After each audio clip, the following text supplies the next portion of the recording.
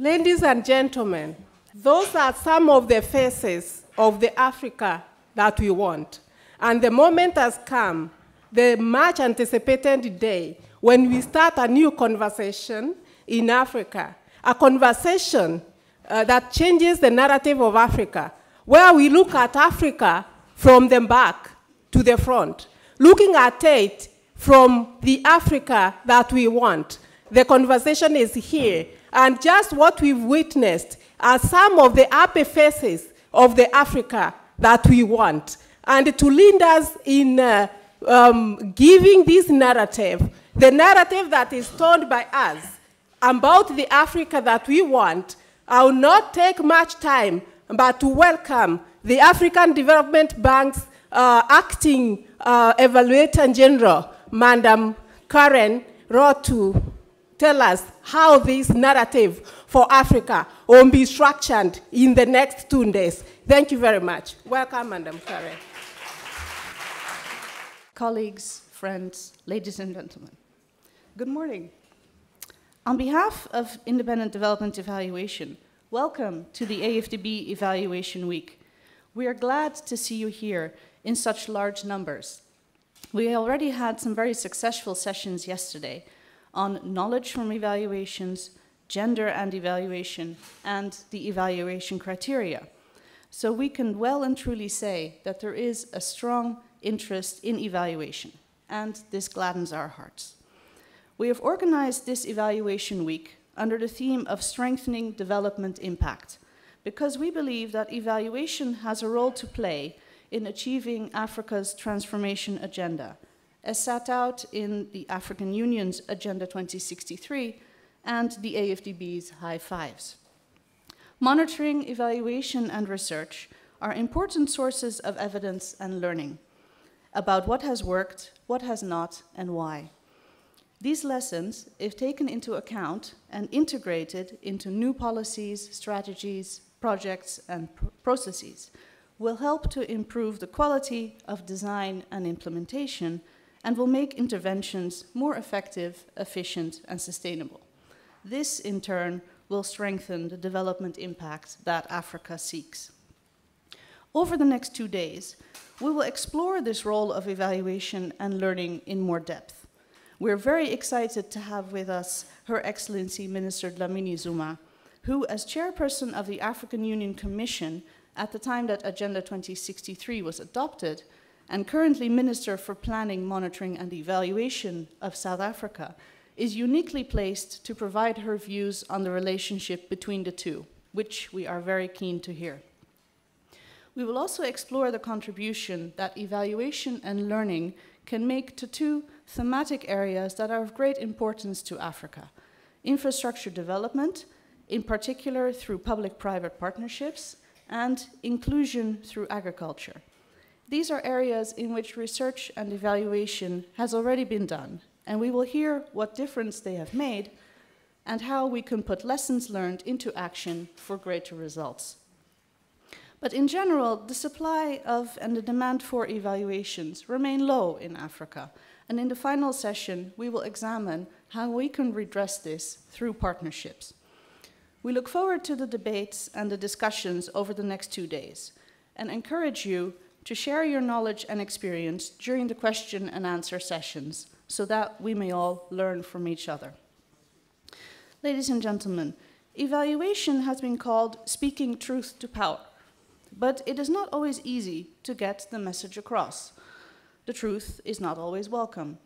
Unwelcome information is sometimes denied or dismissed, experts disdained, but that should not stop us in our quest for credible evidence. We must maintain high-quality standards, rigorous methodologies, and careful analysis. We must engage with stakeholders throughout the evaluation process to take their views into account and make sure we are meeting their knowledge needs. We must share our knowledge by publishing our work and through events like this one.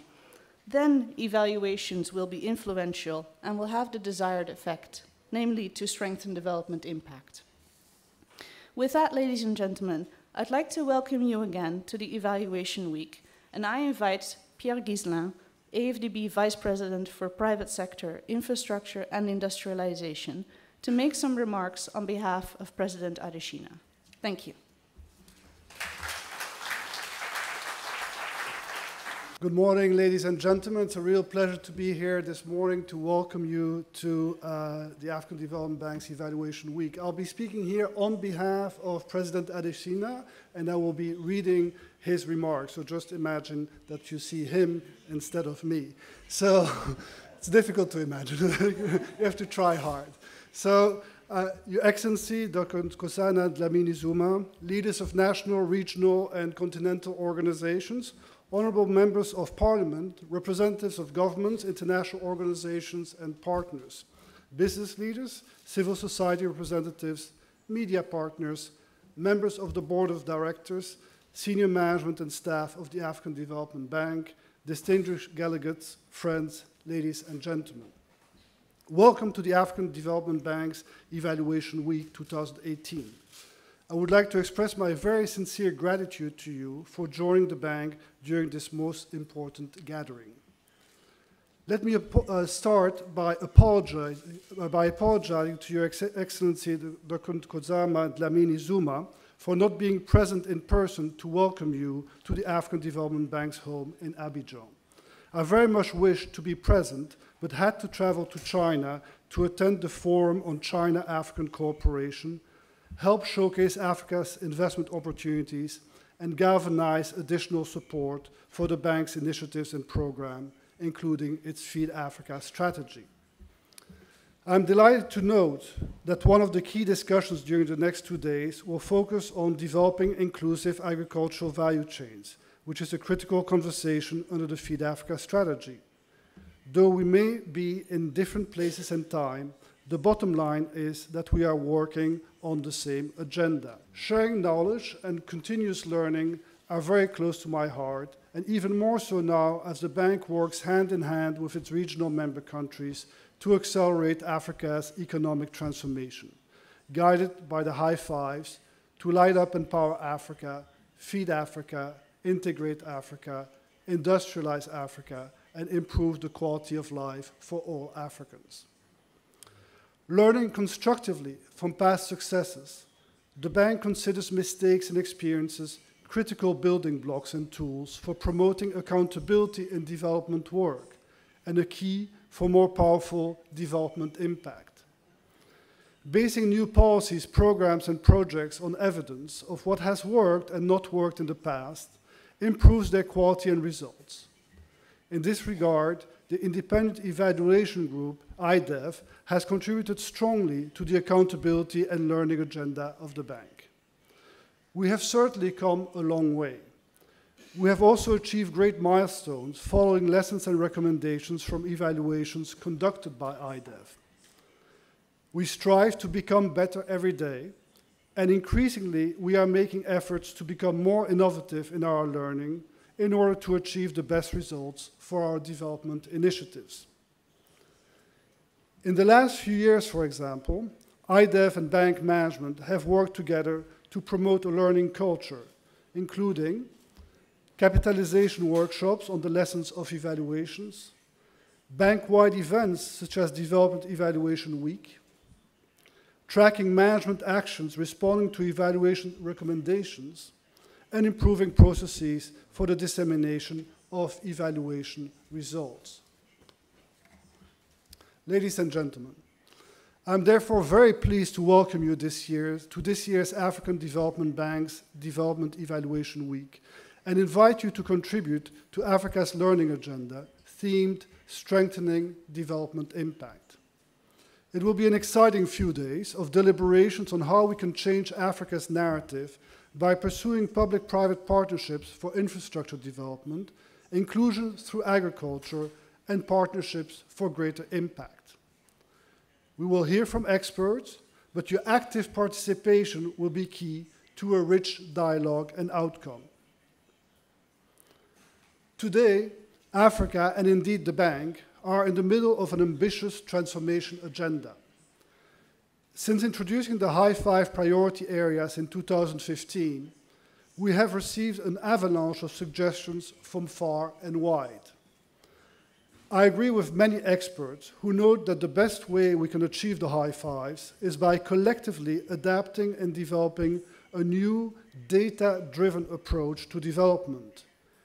It is for this reason that we are all here for the next 2 days to reflect on the most efficient and effective utilization of our rich knowledge resources to address our national and collective development priorities. Monitoring and evaluation are critical tools that organizations use to track progress and facilitate decision-making. Early in my career, I was an evaluator as well, and thus appreciate that evaluation provides organizations with an opportunity to closely assess their work so as to make effective decisions regarding design and relevance of their programs, projects, and activities. When such designs are informed by appropriate evidence from evaluation of previous programs, projects, and activities, there is potential for even more effective and efficient outcomes that produce powerful results for target beneficiaries. The African Union's Agenda 2063 advocates for a results-oriented development effort in which targets are set for each of the goals and priority areas, backed by a robust monitoring and evaluation framework, solid stakeholder commitment, and evidence-based decision-making at national, regional, and continental levels. Its proposed M&E framework is expected to reinforce the culture of managing for results, to enhance accountability, and to encourage participation and ownership by enabling different groups to be part of the process of ensuring that the expected results from Agenda 2063 are attained. Particularly, the Agenda 2063 advocates for a paradigm shift towards planning for results at both the national, regional, and continental levels.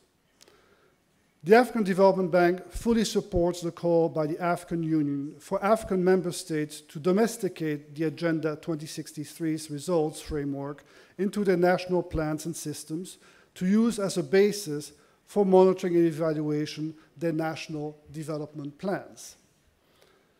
Ladies and gentlemen, as former chairperson of the African Union and currently minister in the Presidency of South Africa for Planning, Monitoring and Evaluation, Her Excellency Dr. Nkosazana Dlamini-Zuma is uniquely placed to reflect on the role of evaluation and learning in achieving Africa's aspirations. I therefore very much look forward to her keynote address. I wish you successful discussions and productive deliberations in the coming days. Thank you. This is President Adesina. Thank you. Should I address you as President of the African Development Bank? Too risky. Okay, to the Vice Presidents of the ADB, representatives of regional organizations, members of parliament, and all the esteemed fellow Africans and people who are here. Let me first start by expressing my gratitude to the bank and of course to the President for this invitation to participate in this important evaluation week. And I would also just like to acknowledge that this meeting is taking place as we mourn the departure of one of our finest sons on this continent, the former Secretary General of the United Nations, Kofi Annan. But at the same time, we celebrate his illustrious life as the citizen of the globe, and I think this meeting is part of ensuring that whatever she stood for eventually is achieved. Africa has emerged out of colonization with a more peculiar circumstances than any other part of the world. Our continent emerged with the remnants of nation states that had been the bedrock of a divide and rule approach by the then colonizers.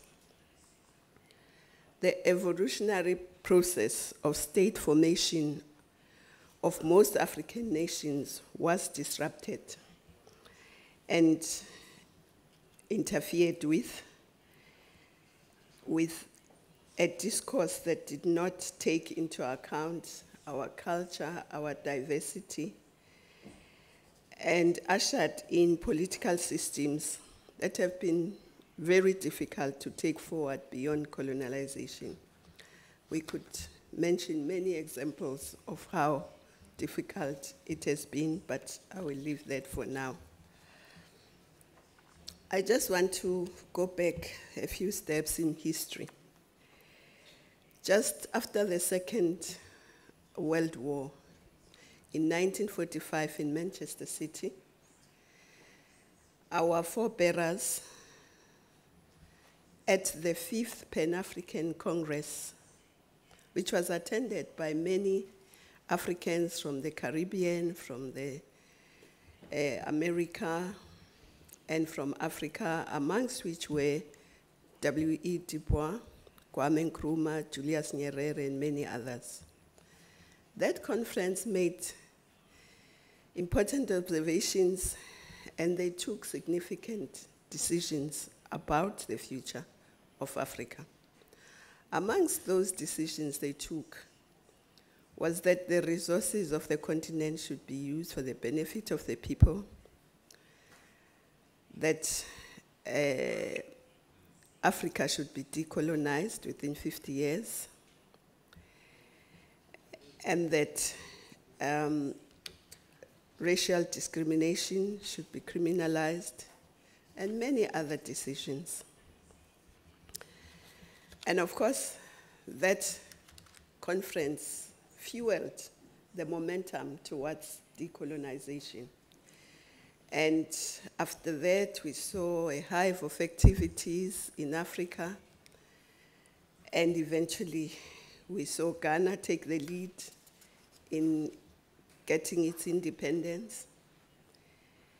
But all these activities culminated in the formation of our premier organization, the Organization of African Unity, which is today the AU. At that stage, there were about 36 countries that were independent, and they had a lot of issues that they raised at that conference of the launch, but they prioritized the decolonization of Africa. Kwame Nkrumah himself said Ghana's independence would be meaningless if the rest of the continent wasn't free.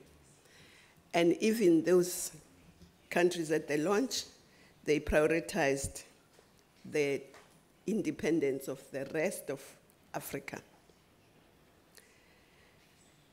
And of course, I would say that without fear of any contradiction, that they did achieve what they set out to do in 1945. And they achieved it within the target time, 50 years. Because it was in 1994 that South Africa got its freedom, which was the 49th year. Now, this did not happen by itself. It happened because they had a priority. They put some resources. They put financial resources, they put human resources and other resources to ensure that that happens. They put institutions. The Liberation Committee in Tanzania was the headquarters of that liberation struggle. And they evaluated, at every summit, they evaluated where they were. They may not have called it evaluation, but it was. Every year they would take stock of where that priority is. And so, but they also created partners. They had partners across the continent who supported the liberation struggle. And they were united around this. So I just want to explain that whereas we may have these new concepts and everything, but we must not forget that we have done this before without calling it all the expect names that we are calling it, and we succeeded to do it. But I just want to stress the issue of unity in working together on this project. And I want to quote Julius Nyerere, the late president of Tanzania, when he said, I quote, "And unity will not end our weaknesses. Unity will not end our weakness. But until we are united, we cannot even begin to end that weakness." So this is my plea to the new generation of African leaders and African peoples. Work for unity with a firm conviction that without unity, there is no future for Africa. That is, of course, assuming that we still want to have a place under the sun. Please quote. And the Africans, whilst they were prioritizing decolonization, they also had other plans, economic plans, like the Lagos Plan of Action and many others. But I want to just go to the 50th anniversary of the OAU, now the AU, which spearheaded the decolonization process. At the 50th anniversary of this organization, the continent rededicated herself to the attainment of the Pan-African vision of an integrated, prosperous, and peaceful Africa driven by its own citizens, representing a dynamic force in the international arena. At that summit in 2013, there was an adoption of a declaration. And from that declaration of 2013, which also called for an AU-wide plan, because before then, the AU Commission in particular was just doing an AU Commission strategic plan for 4 years. So we began to envisage what will future generations say about Africa when they celebrate another 50 years, which would be the centenary of the OAU. And I'm doing this because sometimes we forget how Agenda 2063, specifically why it was called Agenda 2063.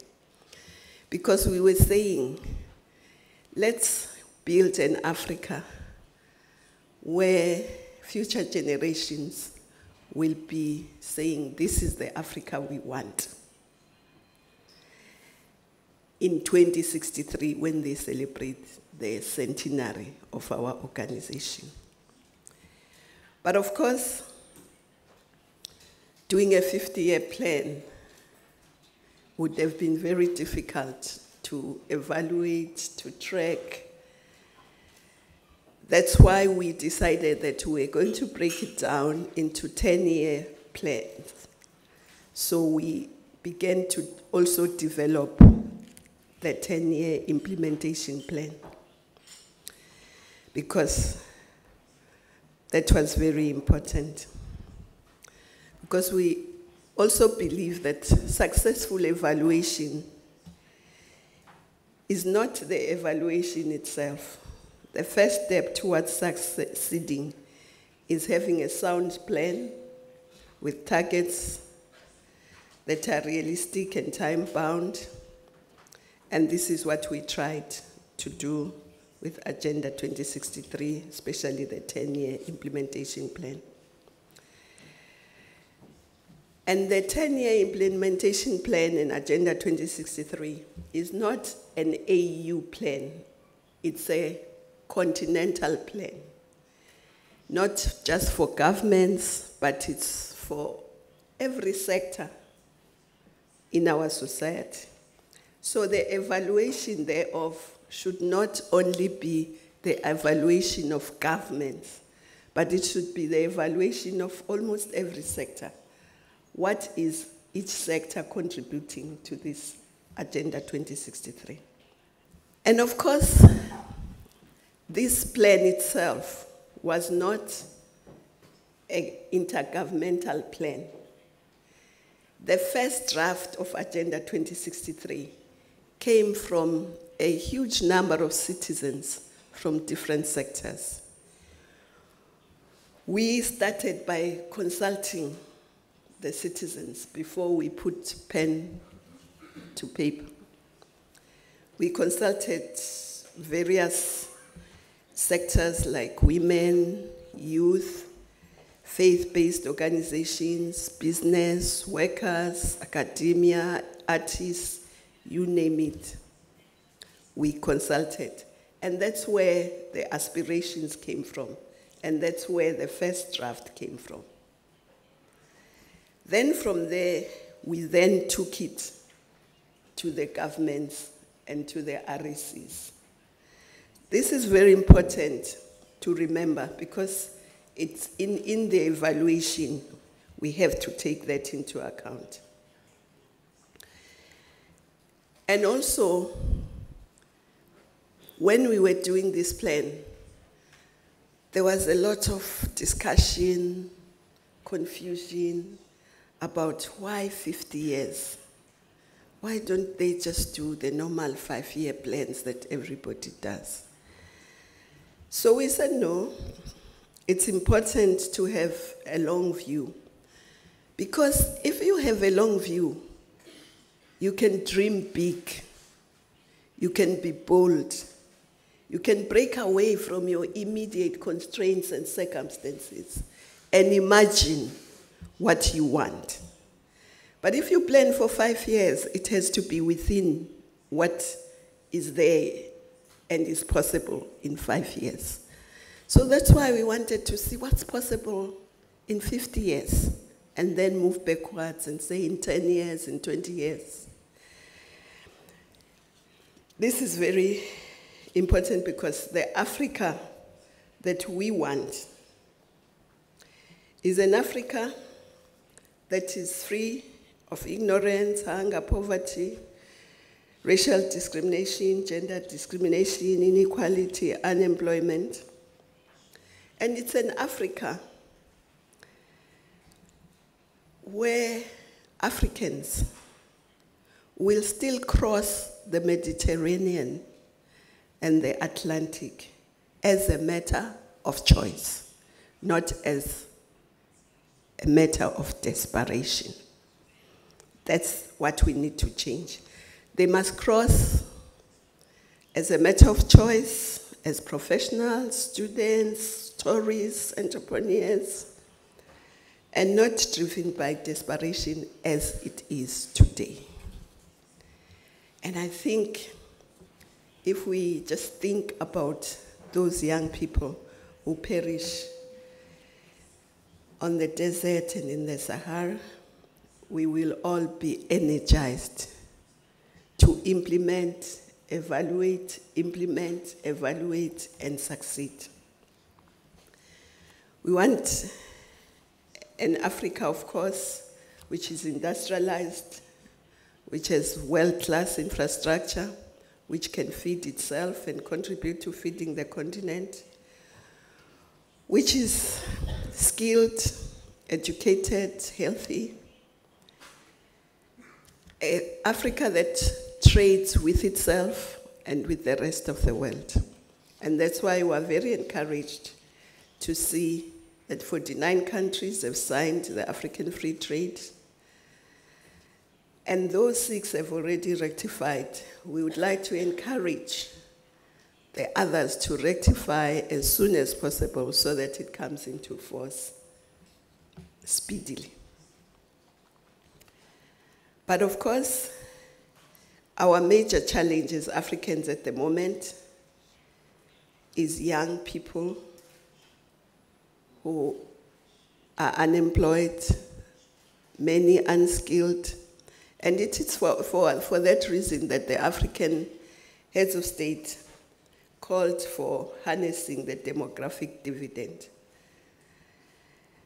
and investing in the youth. And I'm happy that in many countries, this resonated very well, and many countries are taking steps towards harnessing this demographic dividend. And I think it's echoing through all our hills, our valleys, our forests, our savannas and deserts of our beautiful continent. And we should continue to give hope to our young people through evaluating programs and evaluating Agenda 63 and learning through those results what needs to be done better and what needs to be done differently, so that the youth of this continent can have a brighter future. Agenda 2063 is an approach on how the continent should effectively learn from the lessons of the past, build on the progress now underway, and strategically exploit all possible opportunities available in the immediate and medium term, so as to ensure Africa's positive socio-economic transformation, the continent's comparative advantage, such as its people, its history, culture, natural resources, and it seeks to develop Africa's human capital, build social access, infrastructure, public goods, empower women and youth, promote lasting peace and security, build effective developmental and capable states through participatory and accountable institutions and governance. And of course, if you look at Agenda 2063 and the high fives, there is no contradiction. They actually are self-complementing. So those synergies must work for us all. If the bank succeeds with its high fives, it means Agenda 2063 will also be succeeding. But of course, we must also remember that we are part of the global village, and we must take into account the Sustainable Development Goals. And I think that the Vice President, who is saying we must imagine him as the President for now, did mention that there's alignment of the plans,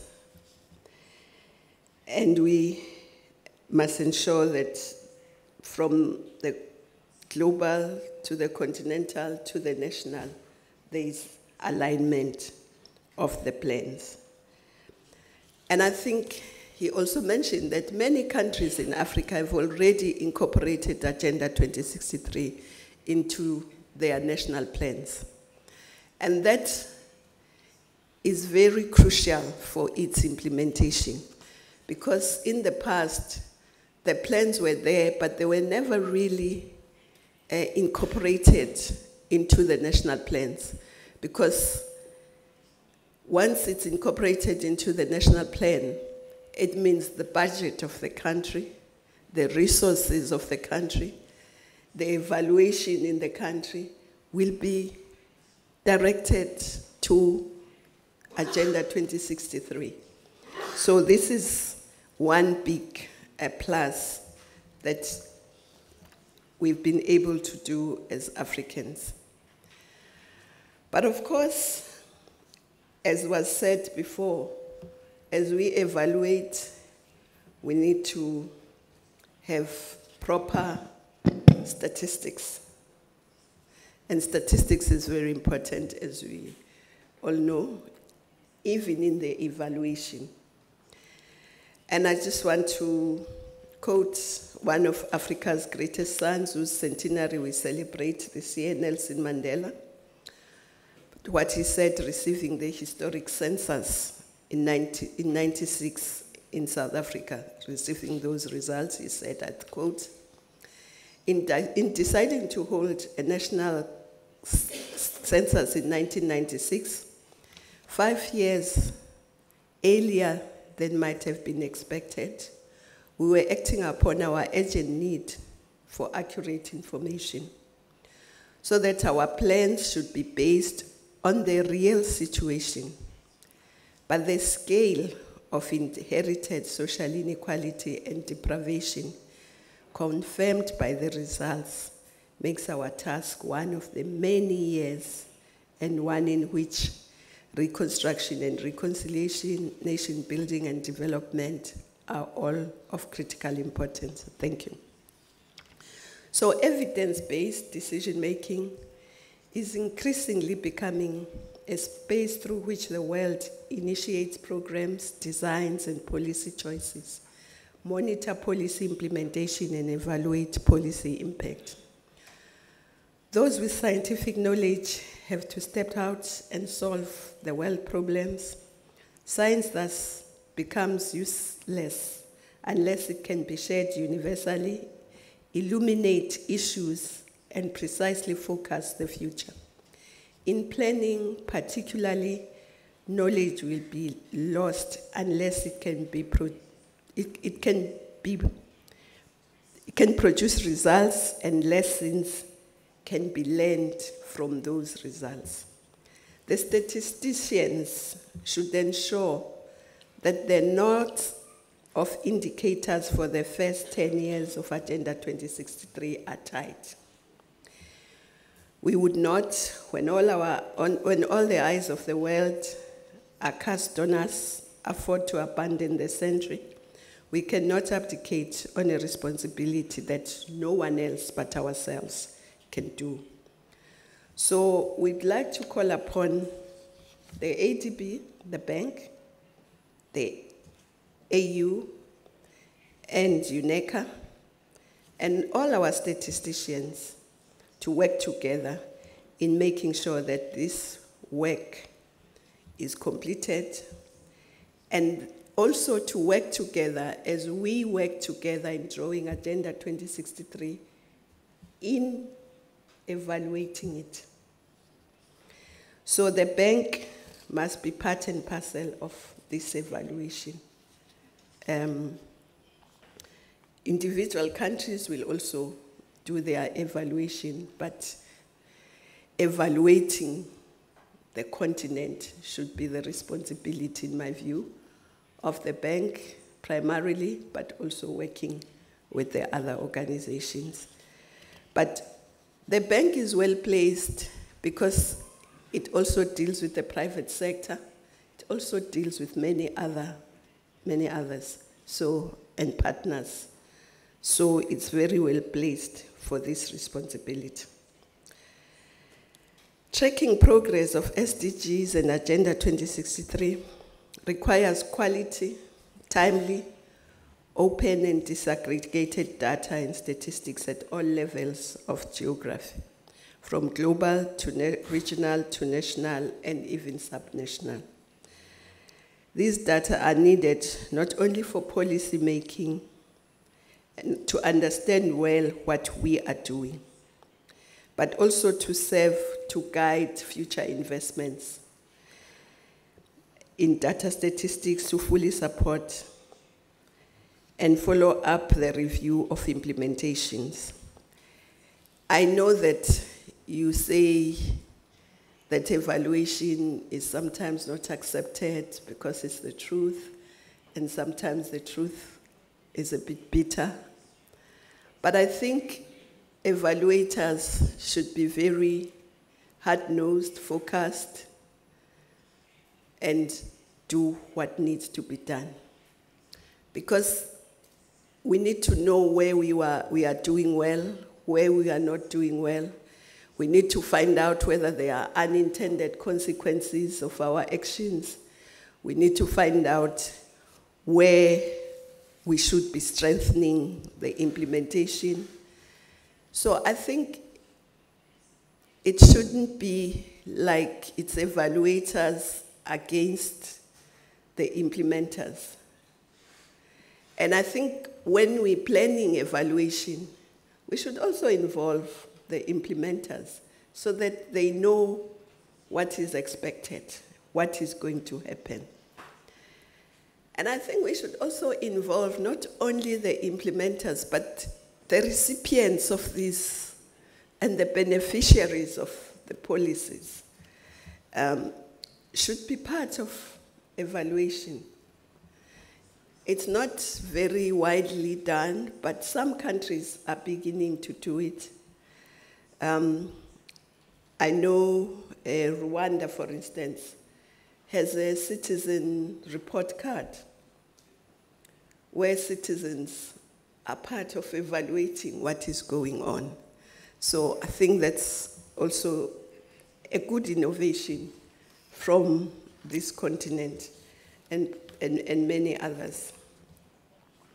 I also want to just, for us, because we're not just a continent, but we're part of the globe, to look at the UN World Data Forum plan, which calls for commitment for governments, policymakers, and the international community to undertake key actions under strategic areas, which include, amongst other things, the coordination and leadership, innovation and modernization of national statistics systems, dissemination of data and sustainable development, building partnerships, and mobilizing resources. Because it's going to be very important that we regularly evaluate Agenda 2063, SDGs, and High Five. And we should be able to integrate them so that we just do one evaluation, because it's going to be very cumbersome for all of us if we are going to do evaluation of what the bank is doing with us, high fives, evaluate the SDGs, evaluate Agenda 2063. In the process, we'll probably spend more time evaluating than implementing or reading reports from the evaluators. I think it's important that we integrate the evaluation. So we should then focus on the first 10 years of implementation, align SDGs to Agenda 2063. And in fact, this has started to align the inherent indicator framework to succinctly respond to the long haul of Agenda 2063. Once the indicators were developed, they were aligned to SDG indicators, and this exercise yielded what is now referred to as the Continental Indicator Framework. In South Africa, like in many countries, we are making progress towards linking the SDGs, Agenda 2063, and our National Development Plan, which is Vision 2030, which represents a long-term strategy to attend to the triple scourge. In South Africa, we faced with poverty, unemployment, and huge inequalities. So we are linking all three. The synergies in the policy frameworks of global, continental, national require nations to develop integrated indicator frameworks. This will enable us as countries to track development and create room for lessons that can be learned through monitoring and evaluation, but also for those lessons to be shared and best practice also to be shared, because we don't want every country to reinvent the wheel. So there should be a way through evaluation also to share what is working and what is not working, and countries to cross-pollinate their implementation.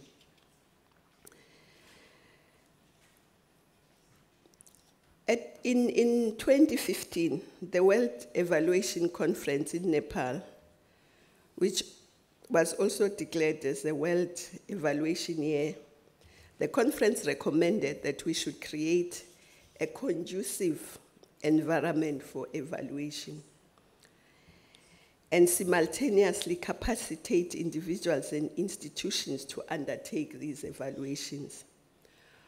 Of course, we can add that by making sure to involve the people in the evaluation process, because it is them who will experience the development.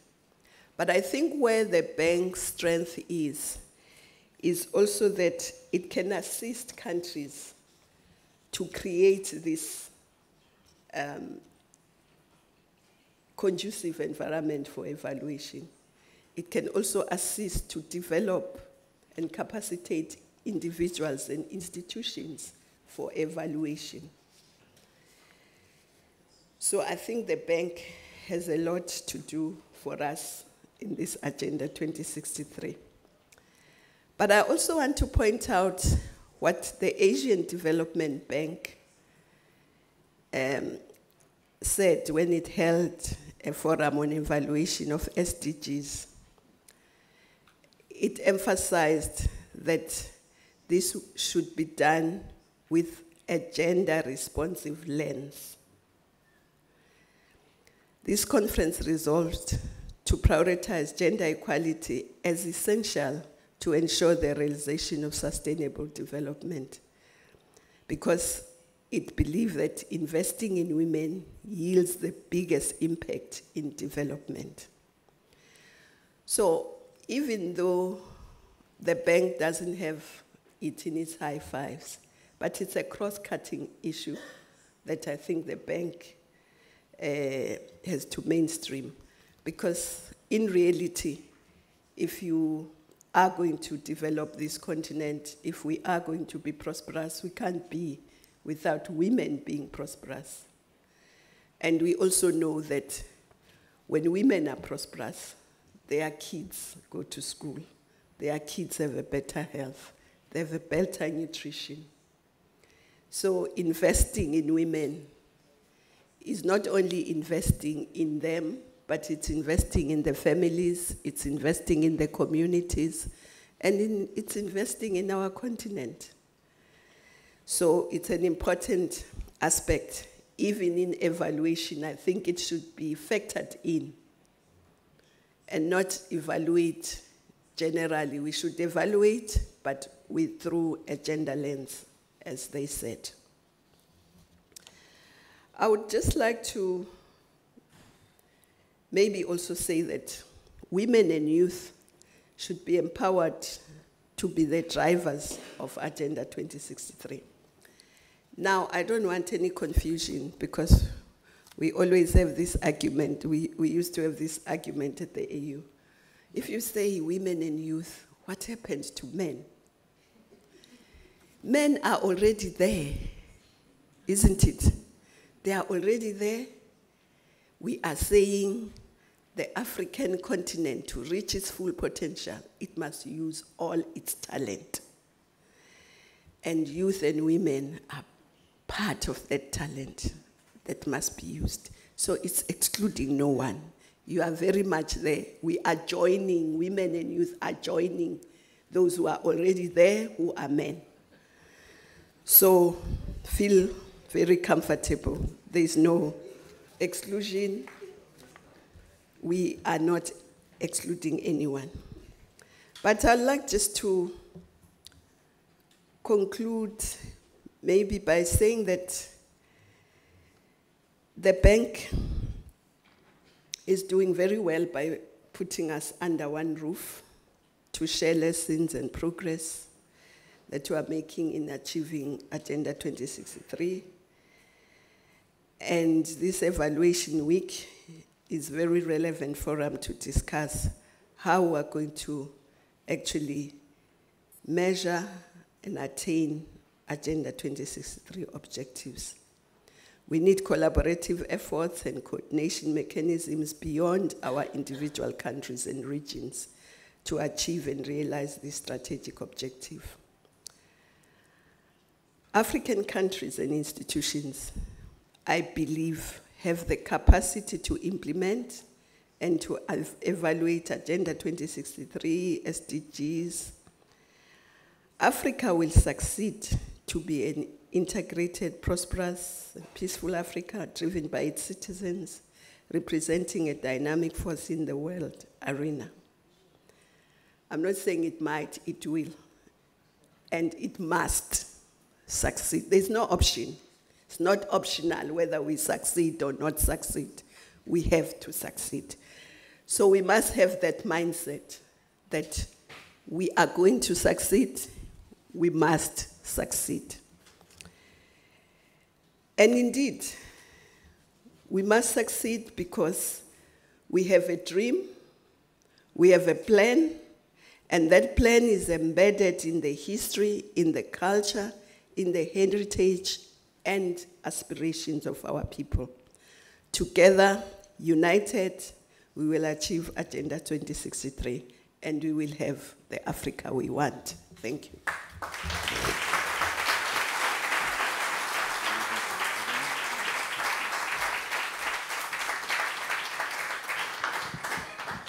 Thank you very much, Your Excellency, Dr. Nkosazana Dlamini-Zuma, for giving us that detailed, structured account of the next 2 days and what we need to do in this conversation so that we can achieve the Africa that we want. And it's very good that we hear you reiterating the Sustainable Development goals, agenda, and the commitment to not leave anyone behind. And we are happy to hear that although the men are already there, the women and the youth, we are also getting close to that level so that we can achieve the Africa that we want. I'm happy because we are telling the story, changing the African narrative so that we don't start from the starting point, but we start from the destination. We are starting from the goals. What do we want? And as Your Excellency has already indicated, we want an Africa where we are all working together, we are all in the same space, and we are all enjoying the fruits of Africa. And to get to that journey, every journey has its roadmaps, it has corners, and it has so many junctions. And to maneuver through these junctions and the corners, to get to that destination that we all want to get to, we must learn. And because of that, we are here today being led by a panel of experts that is led by Simon Mizrahi, who for the next 45 minutes will really be telling us where we can learn the lessons from, which way can we go, who has the lessons, and then we can also look at where we have done well and where we need to improve so that we can get to our destination. Without wasting much time, I welcome Simon to the podium so that he can guide us on how we are telling this story and structuring our conversation towards learning. And the question you're trying to answer is, are we learning as we have already learned since the morning? Welcome, Simon.